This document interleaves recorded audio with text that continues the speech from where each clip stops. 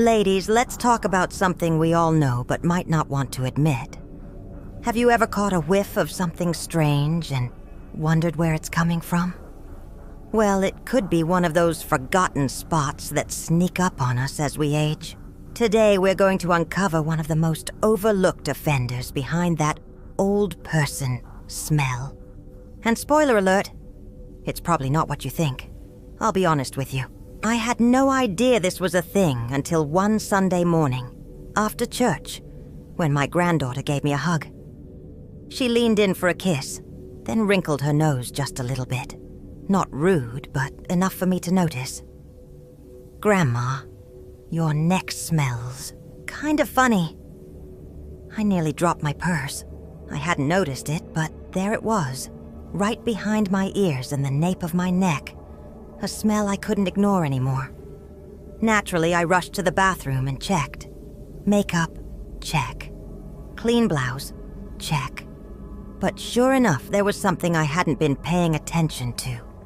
Behind my ears and neck folds, it was sticky, almost oily. That's when I realized I'd been overlooking a very important part of my body when it came to hygiene. Turns out it's not just me. As we age, our skin starts producing a fatty acid called tuna. Not the fish kind, thank goodness. But it's an acid that can mix with sweat and oils. And if you don't clean behind your ears and neck thoroughly, well, it can lead to that faint, sour smell that none of us want. And here's the thing. Those areas behind your ears are packed with sebaceous glands. As we get older, these glands get a little more active, producing oils that can get trapped if we don't scrub enough. Now, most of us scrub our faces, maybe a toner or a wipe. But behind the ears, the back of the neck, we don't give them the same attention. Combined sweat, oils from hair products, and the natural oils from our skin. And you've got the recipe for a smell that isn't exactly charming. Here's the simple fix I learned. Just give a little extra love to the areas behind your ears and the nape of your neck. Use a soft washcloth with some mild soap and warm water. But I'm not talking about a quick rinse. I mean, take the time to clean with a gentle circular motion. It doesn't take long, but the results? They're worth it. Focus on those areas where sweat and oils gather, and make sure to dry thoroughly afterward. So, don't feel bad if you haven't thought about this before. Most of us didn't realize it either. But just like you wouldn't forget to wash your face, don't forget these hidden spots. A little attention goes a long way, and you'll notice the difference. Also, behind the ears and neck, check. Now, let's move on to another area you might not be giving enough attention to. One that has a surprising connection to odor. Stay with me, because next one's a game changer. All right, ladies, we're going a little deeper now. Literally. We've tackled behind the ears and neck, but there's another place you might not realize is harboring some unwanted odors. And no, I'm not talking about the gym. This one's a bit more personal. Let's talk about what's going on under your breasts. Now, I'm no stranger to gravity's effect. I've had my fair share of jokes about how the girls have moved a little south over the years. But here's the thing. When I first noticed a sour smell coming from that area, I honestly didn't know what to do. I thought maybe it was the heat, or that I wasn't using the right deodorant. But then it hit me. It wasn't just the sweat.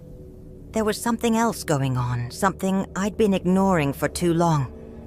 And you know what? I wasn't alone.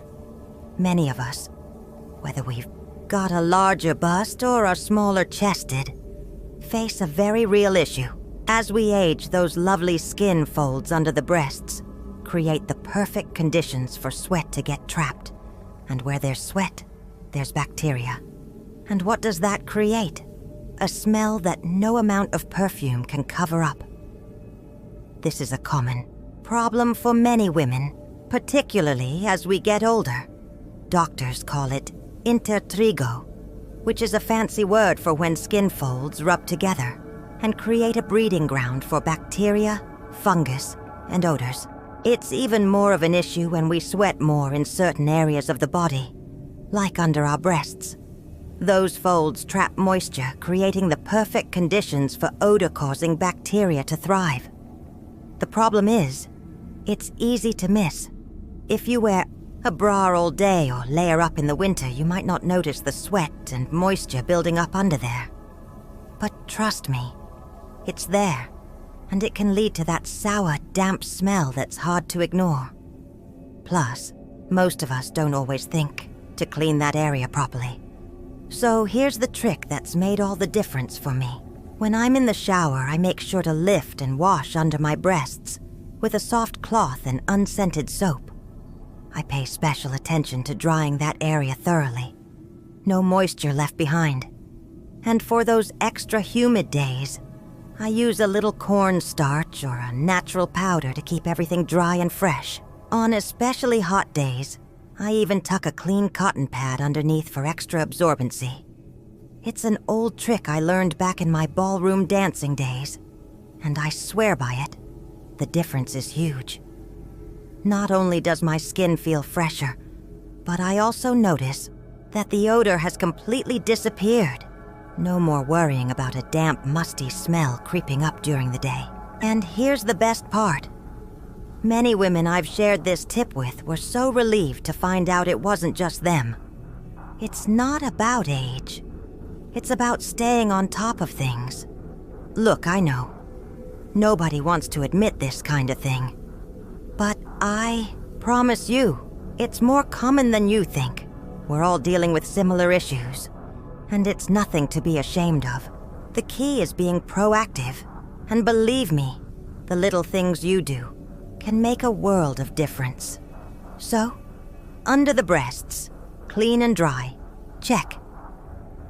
Now, we're moving on to another area that might be secretly betraying you with some funky smells. Trust me, this one's gonna make you rethink your shoe care routine. Stay tuned, and let's make sure your feet aren't the source of any unwanted surprises. All right, ladies, we're heading down to the feet now. Don't roll your eyes. I promise this one's important. You've probably spent years loving your favorite pair of shoes. But have you ever stopped to think about what's going on inside? Them? Let me tell you, it might just be the sneakiest culprit of all when it comes to those unwanted odors. For years, I wore my orthopedic Mary Janes with pride. They were stylish, comfortable, and the perfect fit. But then one day I noticed something weird. I couldn't figure out why my feet were starting to smell.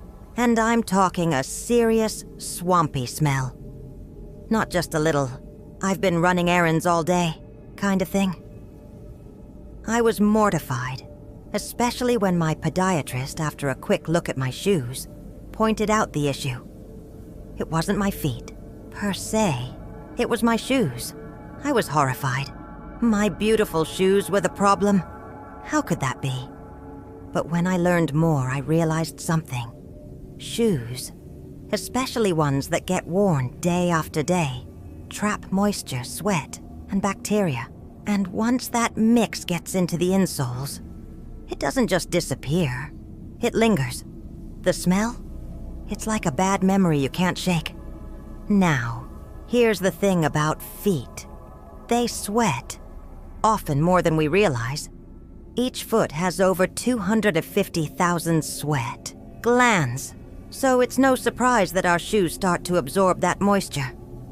When you add in the dead skin cells that naturally shed from your feet, that's a recipe for bad smells. And as we age, our feet become even more prone to fungal issues and infections. Not exactly the fresh feeling we're going for, right? We all clean the outside of our shoes, wipe off dirt, maybe give them a little polish. But what about the inside? We tend to forget that part. And the insoles, where most of the moisture settles, are often neglected. Over time, they become a breeding ground for bacteria, fungi, and the dreaded foot odor. After my embarrassing realization, I started taking better care of the inside of my shoes. First things first, baking soda. I sprinkle a spoonful inside each shoe and let it sit overnight. It absorbs all that moisture and odor like magic. Then, in the morning, I just dump it out. It's so simple, but it works wonders. And don't forget to clean or replace the insoles regularly. Most people don't realize this, but you can actually pull them out, wash them in warm, soapy water and air dry them. I also rotate my shoes more, giving each pair a day to breathe in between wears. And for those of us with leather shoes, activated charcoal inserts can be a game changer. They work so well at absorbing moisture and neutralizing smells. Look, I know you might be cringing right now, but trust me, nobody wants to be that person who bends down to pick something up in a store and gets hit with a waft of something suspicious from their own shoes. It's not cute, and if we're being honest, we've all been there at some point. But here's the good news. With a few easy steps, you can fix it. So, clean and fresh shoes? Check. Now, we're going to talk about something that's been quietly lurking in your home. Yes, I'm talking about your beloved recliner or your favorite upholstered chair. You might not notice it, but that fabric can hold on to odors more than you'd think. Stick around for the next, where we'll tackle this hidden scent trap. All right, love. This one might hit close to home. Literally. You know that recliner you adore? The one with the soft arms, perfectly broken in cushion, and your trusty blanket tossed over the back? Yes, that one. Well, I hate to be the bearer of bad news, but your comfy chair might be betraying you. I didn't want to believe it either. I mean, I clean my house, I do the laundry, I light the occasional scented candle. But one afternoon, my niece, who's as blunt as a butter knife, came over, plopped down next to me, scrunched her nose and said, "Auntie, your chair smells a bit, well, lived in." I laughed it off, but that night I sat in that chair with a cup of tea and took a good sniff. And she was right. It wasn't terrible, but there was something faint, musty, familiar in the worst way. It smelled like time. Here's what no one tells you. Fabric remembers everything. Every nap, every hour spent watching telly, every time you've sat down with damp hair or after a hot walk around the block. Your skin sheds millions of flakes a day.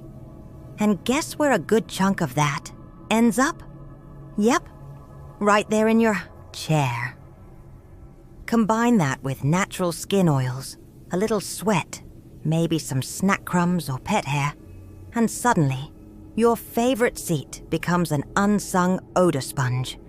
Even worse? Over time, we stop noticing it. Our noses get used to our space. So, we think everything smells fine, until someone younger walks in and gives you that look. And let's be honest, we spend a lot of time in that chair. It's our throne, our sanctuary. But if you've ever walked into a friend's house and thought, "It smells a bit stale in here," just remember, other people might be thinking the same when they visit you. Upholstery, especially those softer microfibers, absorbs and holds onto odors. Unlike hard surfaces, you can't just wipe fabric clean. And the real kicker, the odor isn't just from dirt. It's from bacteria and oils that settle deep into the fibers over time. Your chair arms are prime suspects. They collect body oils like it's their job. The backrest gets your hair products. The cushion gets, well, you. It's no wonder that after a while, even a clean-looking chair starts to develop that grandma's house smell. And don't even get me started on those hidden crumbs or accidental tea spills that sink into the fabric. Mold and mildew can creep in silently, especially in humid homes. Once I realized what was happening, I got proactive. Now, every Sunday, right after I do my little self-care routine, I give the chair a mini spa day. Baking soda magic I sprinkle. A generous amount of baking soda all over the seat, backrest, and arms. Let it sit for an hour or two, then vacuum it all up. Works like a charm for neutralizing odors. Steam clean. Twice a year. You don't need to buy anything fancy. Rent a steam cleaner or hire someone if you're not up for it. I did it once, and the water that came out. Let's just say, I didn't sit in that chair for the rest of the day. Weekly wipe down. I dampen a soft cloth with warm water and a tiny bit of mild soap, unscented if possible, and wipe down the arms and any other frequently touched areas. Especially important if you tend to rest your hands, elbows, or neck there. Freshen it up. Tuck a small sachet of lavender, cedarwood, or even dried orange peel into the crevice under the cushion. Just enough to give a gentle freshness, not an overpowering perfume blast. Let it breathe. Open the windows when you can. Let air flow through your home. And yes, even your beloved chair. Sunlight works wonders too, if you can wheel it near. A sunny spot for a bit. That natural warmth helps kill bacteria and dry out any moisture. And here's what surprised me most. When I started taking care of my chair like this, my whole home felt fresher. Not just cleaner smelling, but lighter.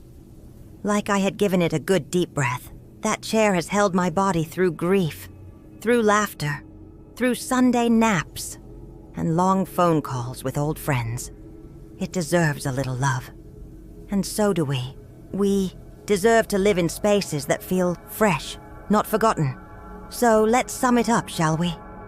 We've talked about behind the ears, under the bust, inside the shoes, and now, right here in the living room, where most of us spend our downtime.